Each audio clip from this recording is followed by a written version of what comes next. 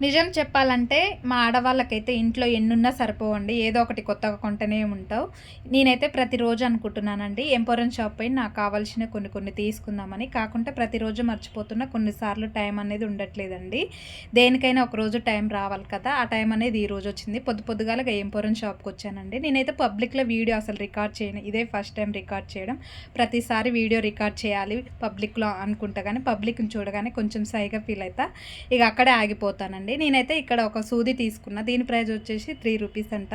వస్తువు చిన్నదైనా, పెద్దదైనా దేని వాల్యూ దానికే ఉంటదండి. అంత పెద్ద మిషన్ ఉంటది కదా! ఆ మిషన్‌లో ఈ చిన్న సూది లేకుంటే ఆ కుట్టు అనేదే రాదండి. అంత పెద్ద మిరాకిల్ చూడండి అసలు. మనం ఏదైనా ఒక షాప్‌కొచ్చినప్పుడు ఒక వస్తువు కోసం వస్తే ఇంకో వస్తువు కొంటాం కదా! నేనైతే ఒక వస్తువు కోసం వస్తే ఇంకేదేదో చూస్తున్నాను. హెయిర్ బ్యాండ్స్ అయితే ఇంట్లో బోలెడున్నాయి. అయినా మళ్ళీ చూస్తున్నాను చూడండి. ఇక ఈ హెయిర్ బ్యాండ్స్ అయితే చాలా స్టెప్‌గా చాలా బాగున్నాయండి. ఒక్కొక్కటి ₹10 అంట. నేనైతే 2 హెయిర్ బ్యాండ్స్ తీసుకున్నాను.